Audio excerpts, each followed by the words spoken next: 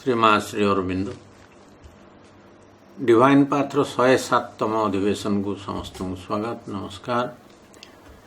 आमे पढ़ुचे Life Divine triple transformation page 939 941 paragraph 19 शेष जो अनसेट रही आज से आलोचना करवा। एठी पुरुष प्रकृतिर सेपरेशन किपरि भाव रे अंतरात्मार कोर को गभीर प्रदेश को प्रवेश करिया हब से सेपरेशन द्वारा संभव बोली सहज बोली श्री अरविंद कहते। पुरुष धीरे धीरे यूनिवर्सल नेचर रु निजको प्रत्याहृत करि आनिमो रिजेक्शन द्वारा ही जो सपोर्ट अच्छी पुरुष से सपोर्ट हटे दे। तेणु विड्राल जो हम प्रकृतिर आइडेंटिफिकेशन रु सेठी रिजेक्शन द्वारा हम। Rejection will be A means for withdrawal from the activities of nature. चिंता आसुची चिंता सहित आम सामिल हवा ना। चिंता सब विश्व प्रकृति आसुची जिते मूवमेंट सब बाहर आसुची आम धीरे धीरे स्टेप बैक करी स्टैंड बैक करी से निजको से क्रियाकलापर मन प्राण शरीर सब क्रियाकलाप धीरे धीरे पछकू हटे आणिक गोटे विटनेस भाव में गोटे ऑब्जर्व भाव में आग देखा आरंभ करवा। तेणु पुरुष हेले कॉन्शियस बीइंग प्रकृति हेले फॉर्मुलेटेड नेचर। ये दीटी भितर लीला ये चलती। तो सोल चेष्टा करुच्ची इवोल्यूशन रे ता भितर जो सब अंतरात्मा आमर ता भितर जहाँ जहाँ सब गुणावली रही जो पॉसिबिलिटी रही बाह्य सत्ता उपर को प्रयोग करिवो बाह्य सत्ता उपर तार प्रभाव विस्तार करिवो। तो सी माध्यम हम तार साइकिक पर्सनालिटी बा चैत्य व्यक्तित्व जिते स्ट्रांग हम सेते बाह्य सत्ता उपर सोल तार इनर सोल जो मूल सोल एक्जिस्टेंस तार से प्रभाव पकेब। तेणु आम जाने सोल कहले आम दीटी कथा बुझा सोल आउ सोल पर्सनालिटी जीवात्मा आस्पेक्ट बा इम्यूटेबल आस्पेक्ट है सोल एवं जो व्यक्तित्वटी गढ़ा हम सेठी इवोल्यूशन भितर गढ़ा। तेणु इवोल्यूशन रे सोल है आम सेंट्रल बीइंग। तो इवोल्यूशन रे धीरे धीरे बाह्य सत्ता उपरे प्रभाव पड़ो केमती ना जो चैत्य व्यक्तित्वटी तैयारी हम से आम जीवन अभिज्ञता नहीं तैयारी हम। अब सी जो रास्ताटी इंटरव्यूनिंग वे मझे जो रास्ताटी रही फुल ऑफ डिफिकल्टीज प्राणिक मानसिक बहुत सब्लिमिनाल नेचर डिफिकल्टीज तादेर सब रही। तेणु से इनर सेल्फ को आमको प्रवेश करिया पड़ो। तार मन एवं प्राण एवं शरीर ये सबूर कार्यकलाप जदि साधक निजको प्रत्याहृत करनब कार्यकलाप जदि निजको हटे नब ता सहित आइडेंटिफिकेशन रहिबो नाही किंबा सी सब जिनस द्वारा क्यारिड अवे हब नाही ताहाले निजको गोटे शुद्ध मनमय सत्ता शुद्ध प्राणमय सत्ता एवं शुद्ध अन्नमय सत्ता रूपे निजको आविष्कार करिवो बा सेपरि भाव में पुरुष आस्पेक्ट को उपलब्धि करिया को सहज हब। आम जो जिनसटी आज पढ़िबा सेटी होची a certain mastery can indeed be achieved, but mastery is not transformation. The change made by it cannot be sufficient to be integral. For that it is essential to go back beyond mind being, life being, body being, still more deeply inward to the psychic entity, inmost and profoundest within us, or else to open to the superconscient highest domains, superconscient highest domains. तो आम गोटे गोटे देखा किसी गोटे प्रभुत्व हासिल कर certain mastery can be achieved किंतु मास्टरी इज नॉट ट्रांसफॉर्मेशन।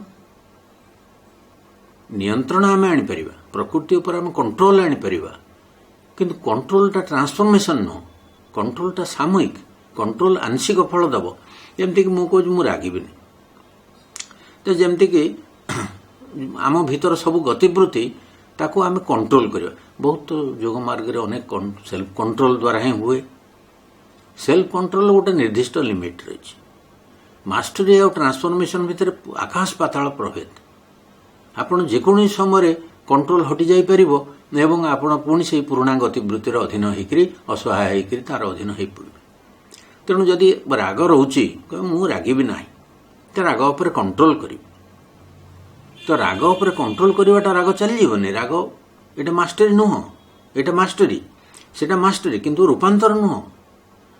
ରାଗଟା ରୂପାନ୍ତରିତ ହେବ, ଗୋଟେ କାମ୍ ପାୱାରଫୁଲ ଗୋଟେ ଭାଇଟାଲ ଏନର୍ଜି କି ଲୁମିନସ୍ ଏନର୍ଜିରେ ସେଇଠି ପରିଣତ ହେବ। ତେଣୁ ସେଇଠି କୌଣସି ପ୍ରକାର ସେଥିରେ କୌଣସି ହାଟ୍ରେଡ୍ ନଥିବ, ଭାୟୋଲେନ୍ସ ନଥିବ, କିଛି ନଥିବ, ତାହେଲେ ଯାଇକରି ସେଇଠି ଟ୍ରାନ୍ସଫର୍ମେସନ୍ ହେବ। ରାଗର ଆବଶ୍ୟକତା ନାହିଁ। ତେଣୁ କିଛି ପରିମାଣରେ ନିଜ ପ୍ରକୃତି ଉପରେ ନିୟନ୍ତ୍ରଣ ଲାଭ କରାଯାଇପାରେ, କିନ୍ତୁ ଏ ନିୟନ୍ତ୍ରଣଟି ରୂପାନ୍ତର ନୁହଁ। ତାପରେ ଦେଖିବା the change made by it cannot be sufficient to be integral. ପୂର୍ଣ୍ଣାଙ୍ଗ ସର୍ବାଙ୍ଗୀନ ରୂପାନ୍ତର ଏଇଟା ହେଇପାରିବନି। ସର୍ବାଙ୍ଗୀନ ରୂପାନ୍ତର ହେବାକୁ ହେଲେ ଏଇ ନିୟନ୍ତ୍ରଣ ଦ୍ୱାରା ଯେଉଁ ପରିବର୍ତ୍ତନ ହୁଏ ସେଇଟା ସର୍ବାଙ୍ଗୀନ ନୁହଁ, ସର୍ବାଙ୍ଗୀନ ଅଲଗା ଜିନିଷ। ଯେମିତିକି ମନ ପ୍ରାଣ ଶରୀରର ଯାହା ଯାହା ସବୁ ଗତିବୃତ୍ତି ରହିଛି, ଶାରୀରିକ ଅଭ୍ୟାସ ରହିଛି ଇତ୍ୟାଦି କଥା, ସେଗୁଡ଼ିକ ସମ୍ପୂର୍ଣ୍ଣ ଭାବରେ ପରିବର୍ତ୍ତିତ ହେବ, ଇଣ୍ଟିଗ୍ରାଲ ହେବ। For that it is essential to go back beyond mind being, life being, body being. ତ ମାନସିକ ସତ୍ତା, ପ୍ରାଣ ସତ୍ତା, ଶରୀର ସତ୍ତାର ସୀମାକୁ ଅତିକ୍ରମ କରି ଆହୁରି ଗଭୀରକୁ ଯିବାକୁ ଆମକୁ ପଡ଼ିବ।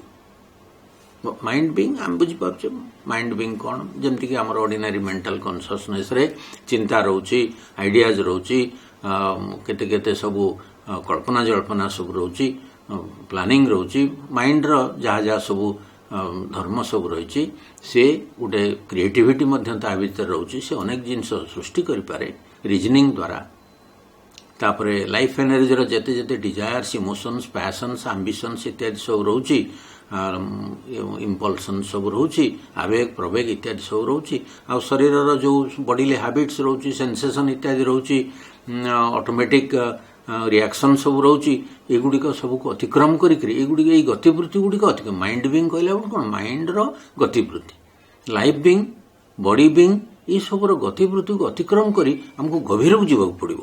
ତାପରେ still more deeply inward to the psychic entity inmost and profoundest within us. The psychic entity is inmost and profoundest. Profound ହେଉଛି ଗଭୀର, ପ୍ରଫାଉଣ୍ଡେଷ୍ଟ ଗଭୀରତମ। ତେଣୁ ତାଠାରୁ ଅଧିକ ଗଭୀରକୁ ଯାଇ, ଭିତରକୁ ଯାଇ ଆମେ ଆମର ଅନ୍ତରତମ ସବୁଠାରୁ ଗଭୀରରେ ଥିବା ଚୈତ୍ୟସତ୍ତାକୁ ଖୋଜିବା ଆବଶ୍ୟକ, ସେଇଠି ପହଞ୍ଚିବା ଆବଶ୍ୟକ। ଏଇଠି ହେଉଛି କଥା। ତ ଆମକୁ ଇନୱାର୍ଡ ଜର୍ଣ୍ଣି କରିବାକୁ ପଡ଼ିବ, ଚୈତ୍ୟସତ୍ତାର ଆବିଷ୍କାର କରିବାକୁ ପଡ଼ିବ। ତେଣୁ ଯେଉଁ ଜିନିଷ ନ୍ୟାଚୁରାଲି ଟ୍ରୁଥ୍ ଗୁଡ୍ ବ୍ୟୁଟିର ଅନ୍ୱେଷଣରେ ରହିଛି, ତାର ଧର୍ମ ସେଇଠି, ତାର ସଂସ୍ପର୍ଶରେ ଆସିଲେ ବାହ୍ୟସତ୍ତା ଆମର ପରିବର୍ତ୍ତିତ ହେବ। ଅର୍ ଏଲ୍ସ ଟୁ ଓପନ୍ ଟୁ ଦି ସୁପର କନସିଏଣ୍ଟ ହାଇଏଷ୍ଟ ଡୋମେନ୍ସ। ଅତିଚେତନାର ସର୍ବୋଚ୍ଚ ଶିଖର ପର୍ଯ୍ୟନ୍ତ ଆମକୁ ଯିବାକୁ ପଡ଼ିବ। ତ ଅତିଚେତନା କ'ଣ, ସୁପର କନସିଏଣ୍ଟ କ'ଣ? ଯେ ଯେତେ ଅତିଚେତନାର କ୍ଷେତ୍ରଗୁଡ଼ିକ ପ୍ରତି ନିଜକୁ ଖୋଲିଦେବାକୁ ହେବ, ହାଇଏଷ୍ଟ ଡୋମେନ୍ସକୁ ଯିବାକୁ ପଡ଼ିବ। ତ ଏଇଠି କ'ଣ ହେଲା? ଦୁଇଟି ଜିନିଷ ହେଲା, ଦୁଇଟି ଗତିବୃତ୍ତି ହେଲା। ଗୋଟେ ହେଲା ଇନୱାର୍ଡ ଜର୍ଣ୍ଣି, ଗୋଟେ ହେଲା ଅପୱାର୍ଡ ଜର୍ଣ୍ଣି। ତେଣୁ ମୋଟାମୋଟି ଏ ପ୍ୟାସେଜକୁ ଆମେ ସମରାଇଜ୍ କରିଦେଲେ ମନ ପ୍ରାଣ ଶରୀରକୁ ଆମେ ନିୟନ୍ତ୍ରଣରେ ରଖିପାରିବା, ମୋଟାମୋଟି ସମରାଇଜ୍ କରିଦେବା। କିନ୍ତୁ କେବଳ ଏଇ ନିୟନ୍ତ୍ରଣ ଦ୍ୱାରା ଆମର ସମୁଦାୟ ରୂପାନ୍ତର ସାଧିତ ହୋଇପାରିବନି, ବା ଗୋଟେ ସର୍ବାଙ୍ଗୀନ ରୂପାନ୍ତର ସାଧିତ ହୋଇପାରିବନି। ସର୍ବାଙ୍ଗୀନ ରୂପାନ୍ତର ପାଇଁ ଆମର ମନ ପ୍ରାଣ ଶରୀରର ବାହ୍ୟ ସ୍ତରରୁ ଭିତରକୁ ଯିବାକୁ ପଡ଼ିବ, ଆହୁରି ଗଭୀରକୁ ଯିବାକୁ ପଡ଼ିବ, ଅନ୍ତରତମ ପ୍ରଦେଶରେ ପହଞ୍ଚିବାକୁ ପଡ଼ିବ। ସେଠାରେ ଚୈତ୍ୟସତ୍ତାକୁ ଆମକୁ ଆବିଷ୍କାର କରିବାକୁ ପଡ଼ିବ, କିମ୍ବା ଅତିଚେତନ ସ୍ତରକୁ, ହାୟର କନସିୟସନେସ୍, ଉପରକୁ ଥିବା ଉଚ୍ଚତମ ଉଚ୍ଚତା ପ୍ରତି ନିଜକୁ ଖୋଲିଦେବାକୁ ପଡ଼ିବ, ଯାହାଫଳରେ କି spiritual light, power, peace, freedom ଇତ୍ୟାଦି ସତ୍ତା ଉପରେ ଅବତରଣ କରିବ। ସେଠି ସ୍ପିରିଚୁଆଲ ଗତିବୃତ୍ତି, ସ୍ପିରିଚୁଆଲ ଟ୍ରାନ୍ସଫର୍ମେସନ ଏଇଠି ଆଲୋଚନା କରିବେ। ତେଣୁ ଦମନ କିମ୍ବା ନିୟନ୍ତ୍ରଣ ବାଟ ନୁହଁ, ଏ ସମ୍ପୂର୍ଣ୍ଣ ଭାବରେ ରୂପାନ୍ତର ହେଉଛି ଆମର ମୂଳ କାର୍ଯ୍ୟ। ତାପରେ ଆମେ ଦେଖିବା ଆର ବିଷୟଟି ସାରିବା। ଆଉ ଗୋଟେ ପାରା ହେଉଛି for this penetration into the luminous script of the soul one has to get through all the intervening vital stuff to the psychic center within us. However long, tedious or difficult may be the process, the method of detachment from the insistence of all mental and vital and physical claims and calls and impulsions, a concentration in the heart, austerity, self-purification and rejection of the old movements, mind movements, life movements, rejection of the ego of desire, rejection of false needs and false habits, that are all the useful aids to this difficult passage. ये लंबा वाक्यटी रही गोटे गोटे आलोचना करवा। तो ये जो पेनिट्रेशन आमको अंतरतम प्रदेश को जीवा प्रवेश करिया पड़ो, ता भीतर भेद कर पड़ो into the luminous script. Luminous script होची तो ज्योतिर्मय गर्भगृह बा गुप्त स्थान of the soul. One has to get through all the intervening vital stuff to the psychic center within us. तो बाटरे पड़ुथिबा जते जते vital stuff हमर प्राणिक उपादान रही सब क्रॉस करी हाँ आमको प्रवेश करिया पड़ो। तो सबू प्राणिक उपादान सब स्टॉप सब रही हमको माने भितरे ताको अतिक्रम करी पहुंचा पड़ो। तेणु ये जो जिनसा हाउ एवर लॉन्ग टीडियस और difficult may be the process T जेते कष्ट हो जेते दीर्घ हो क्लांतिकर हो किंबा कष्टसाध्य हो या सब हमको फेस करिया पड़ो। तापर पुणी कहते the method of detachment from the insistence of all mental and vital and physical claims and calls and impulsions. एक कथाटी देखिबा हमर जो जेते जेते सब रही मेंटल भाइटाल और फिजिकल रो दाबी सब रही मन प्राण शरीर सब दाबी आम उपर रही। मन गोटे जिनस चाहूँगी प्राण जो जिनस चाहूँ सब डिजायर्स इत्यादि आइडिया सब को से सेमती रखा चाहती। शरीर हाबिट्स तार सुविधा असुविधा से सब कंफर्ट ये सब जिन भितर से रहा पड़े।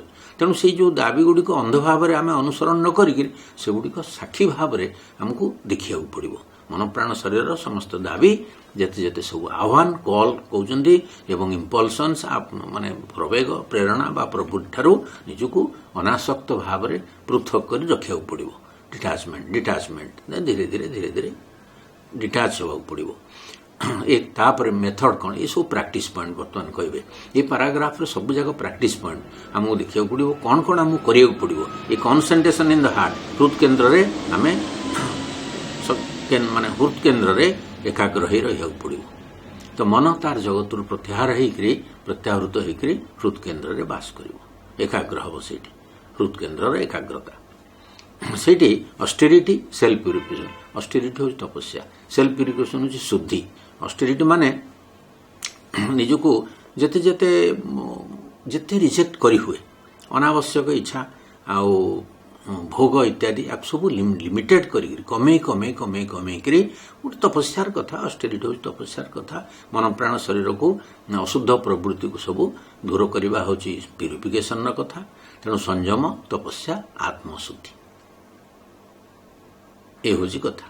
तापर and rejection of the old mind movements and life movements मनर जेते जेते सब अच्छी जहाँ जहाँ सब गतिवृत्ति रही मानसिक धारणा सब रही मेंटल वर्ल्ड गोटे तैयारी करी भितर बास करूँ। आम मनर जहाँ जहाँ सब धारणा आम जहाँ जहाँ भितर सब आगु संस्कार रूप रही आसी वर्ल्ड भ्यू आमर अन्य मानक किपरि आम देखुचु जज करुचु ये सब जिनस को आमर मनर वर्ल्ड रे सब गुड़िक रही से अनुसार बंचु से सब जिनस सब आप महाबहर रिजेक्शन चैप्टर रे मनर धारणा इत्यादि सब पुराना जिनस सब को छाड़ी देवा पड़ो। आमको गोटे न्यू बीइंग हिसाब से गढ़ी उठा पड़ो। गोटे न्यू एडिशन आमर तैयारी हो ट्रांसफॉर्मेशन द्वारा गोटे स्पिरिचुअल जमी गोटे स्पिरिचुअल बीइंग आम भीतर तैयारी हो से ये सब प्रस्तुति all old movements have to be rejected.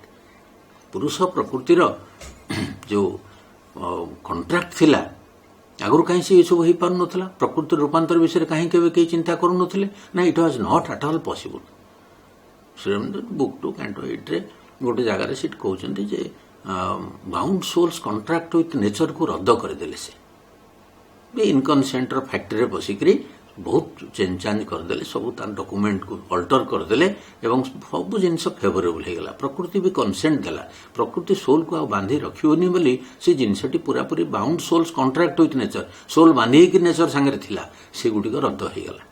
वर्तमान प्रकृति सहयोग कर जोग साधना पाई माँ से कथा बहुत कहते प्रकृति प्रतिश्रुति देती माँ को सी विल कोलाबोरेट ये सब जिनस गोटे नुआ तथ्य आकार रे पृथ्वी पृष्ठ वर्तमान कार्यकारी होची। अति मानस अवतरण एवं ये सब जो जिनस सब निश्चेतनार भूमि रे श्रीराम तपस्या बल जहाँ जहाँ सब परिवर्तन करिसेंती अति पावरफुल चेंजेस सब होईची एवं आध्यात्मिक इतिहास रे नुआ नुआ जिनस वर्तमान घटिया जीव अल्प परिश्रम रे आमे चेष्टा करिबा अल्प मांकर कृपा को मांकर सहायता को आह्वान करी आम भितर अनेक परिवर्तन संभव हो पारे जोटा आगु हो नथला एबे सब संभव हो जिवो इट्स नॉट सो डिफिकल्ट तेणु पुरातन धारणा आदौ रखिबा उचित नै मन रे अनेक जिंस सहज हो जाय अनेक रास्ता तैयारी हो जाय अनेक बाट फिटी जाय हम खाली उद्यम करके से रास्ता चलिए हम तेणु कहते old mind movements vital movements जहाँ जहाँ सब अच्छी पुराना आवेग इच्छा शक्ति इत्यादि बहुत कथा आपन राग इत्यादि आशा आकांक्षा इत्यादि शरीर पुराना अभ्यास सबको प्रत्याख्यान करिया पड़ो तो सबू गतिवृत्ति को प्रत्याख्यान करिया पड़ो rejection of the ego of Dzire ego चाहे तार डिजायर को पूरण करने ईगो ऑफ डिजायर भी गोटे केन्द्र रही अहंकारी केन्द्र रही मु इच्छा करुच्ची जो अहंकारी केन्द्र ताकू मध्य प्रत्याहार करिया पड़ो तेणु इच्छार अहंकार को प्रत्याख्यान करिया पड़ो ईगो ऑफ डिजायर गोटे नुआ कहनेज फर्स्ट टाइम ये देखा इच्छार मध्य गोटे अहंकारी केन्द्र रही मो इच्छा विरुद्ध कहीं जीव ना इच्छा मनुष्यर इच्छा टिके एपटे सेपटे हेल्ले से विद्रोह कर मुझे इच्छा करी तो इच्छाटा गोटे अहंकार केन्द्र होकर रही समस्त इच्छा को पूर्ण होगा दरकार मो इच्छा अनुसार सब घटना घटिया दरकार बढ़िया कनेस्ट कर ईगो ऑफ डिजायर तापर rejection of the false needs and false habits तेणु false needs and false habits कौन ये जेते जेते सब नीड्स आम मनुष्यर सब कहूँ मोर एटा दरकार सेटा दरकार प्रकृति सेटा दरकार कि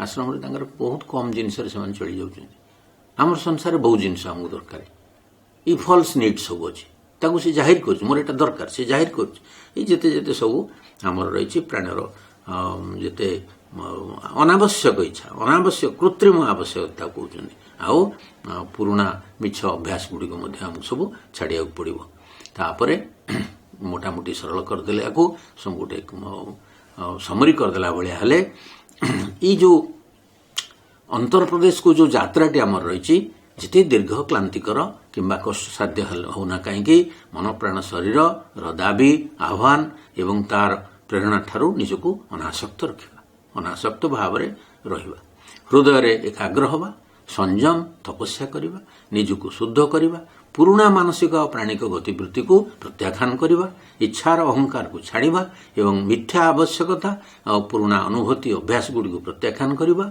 ये सब जो कष्टसाध्य अंतर यात्रा रे उपयोगी साहाय्य भलिया होकर रहिबो तेणु अंतर्मुखी यात्रा यही हूँ बड़ कथा से यही सब कार्य करिया पड़ो जिते जिते अनासक्त रते शुद्धि भीतर शुद्धि हृदय भीतर एकाग्रता ये सब को माने चैत्यसतार आविष्कार ये सब बहुत आवश्यक तो आलोचना टी रखा अवशिष्ट अंश को आर्थर को नवा सो थैंक यू एवरीबॉडी।